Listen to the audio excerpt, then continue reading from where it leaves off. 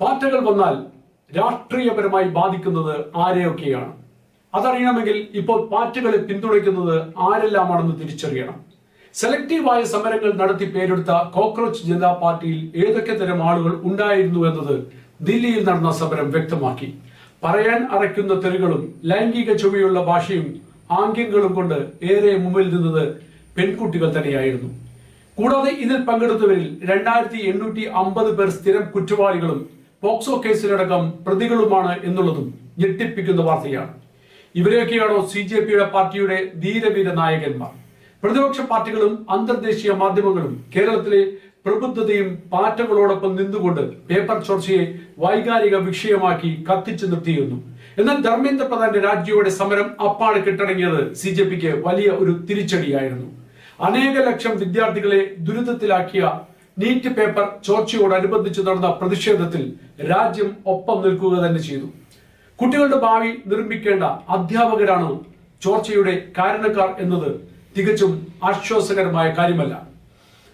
പക്ഷെ ഈ വൈകാരികതയുടെ മറവിൽ അരങ്ങേറിയ അഭ്യാസങ്ങളും അരാജകത്വവും പൊതുമുതൽ നശിപ്പിക്കലും പാറ്റകളുടെ മേൽ കരുനിഴൽ വീഴ്ത്തി.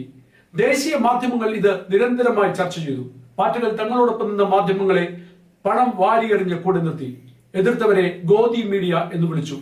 ആർക്കാണ് അസഹിഷ്ണുത കൂടുതൽ? ഒരു പ്രതിഷേധ സമരം മാന്യമായി നയിക്കുവാൻ കഴിയാതിരുന്നതും പ്രതീക്ഷിച്ചതിനു മുമ്പേ തീർന്നതും പാറ്റകൾക്ക് ക്ഷീണമായി. CJPയുടെ കൂട്ടത്തിൽ ഇടതുപക്ഷവും വിദ്യാർത്ഥി പ്രസ്ഥാനമായ ICയും പിന്നെ ജോൺ ബ്രിട്ടാസിന്റെ സാന്നിധ്യവും നിരന്തരമുണ്ടായിരുന്നു. അപ്പുറത്തെ പാർട്ടികളിൽ നിന്നും രാഷ്ട്രീയ അകലം പാലിച്ചുകൊണ്ട് രാഹുൽ ഗാന്ധിയുടെ കോൺഗ്രസും നിലയുറപ്പിച്ചു. ഒരു പുതിയ കക്ഷി നിലവിൽ വരികയും അവർ ഉയർത്തിയ പ്രതിഷേധത്തിൽ പങ്കുപറ്റുകയും ചെയ്യുമ്പോൾ എന്തിനാണ് പ്രതിപക്ഷം എന്ന ചോദ്യം ഉയർന്നു വരും. അവർക്ക് എന്തുകൊണ്ട് ഇത് ഏറ്റെടുക്കാൻ പറ്റിയില്ല എന്നും ചോദ്യം ചെയ്യപ്പെട്ടേക്കാം.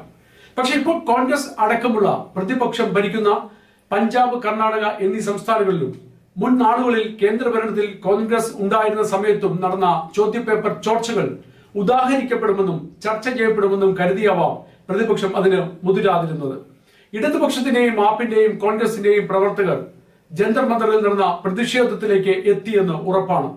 പാർട്ടികളാൽ ആകൃഷ്ടരായി അണികൾ ആ പാർട്ടിയിലേക്ക് കൂറുമാറിയാൽ നഷ്ടം കോൺഗ്രസിനും ഇടതുപക്ഷത്തിനും ആപ്പിനുമായിരിക്കും.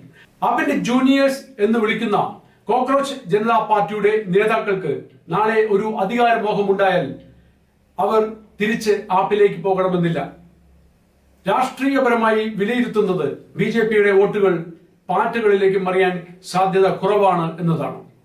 പാർട്ടികൾ ഉയർത്തിപ്പിടിക്കുന്ന ലക്ഷ്യങ്ങളും മാർഗങ്ങളും ചോദ്യം ചെയ്യപ്പെട്ടേക്കാം. എന്ത് ആദർശമാണ് ഇവർക്ക് പരിചയപ്പെടുത്താനുള്ളത്? ദേശീയത ഇവരുടെ അജണ്ടയല്ല. സമരവുമായി ബന്ധപ്പെട്ട് കേന്ദ്ര സർക്കാർ നടത്തിയ തീരുമാനങ്ങൾ എന്തൊക്കെയാണെന്ന് പരിശോധിക്കാം. വിദ്യാഭ്യാസ മന്ത്രി ധർമ്മേന്ദ്ര പ്രധാൻ രാജിവെച്ചു. മരിച്ച കുട്ടികളുടെ കുടുംബത്തിന് നഷ്ടപരിഹാരം നൽകുവാനുള്ള തീരുമാനത്തിൽ എത്തി. വിദ്യാർത്ഥികൾക്ക് എതിരെയുള്ള FIRകൾ പിൻവലിക്കുവാൻ നിശ്ചയിച്ചു. കൂടാതെ ചോർത്തുന്ന കുറ്റവാളികളെ ശിക്ഷിക്കുവാനുള്ള കടുത്ത നിയമങ്ങൾ പാർലമെന്റിൽ പാസാക്കി. പരീക്ഷകൾ ഇനി ടെക്നോളജിയുടെയും പുതിയ നയങ്ങളുടെയും അടിസ്ഥാനത്തിൽ നടത്തുവാനായി നന്ദൻ നിലക്കനിയുടെ നേതൃത്വത്തിൽ ഒരു പുതിയ ടീമിനെ പ്രഖ്യാപിച്ചു. പെട്ടെന്നുള്ള ഈ നീക്കങ്ങൾ കൊണ്ട് മാത്രമാണ് ഇത് കേന്ദ്ര സർക്കാരിനെ വലിയ രീതിയിൽ ബാധിക്കാതിരുന്നത്.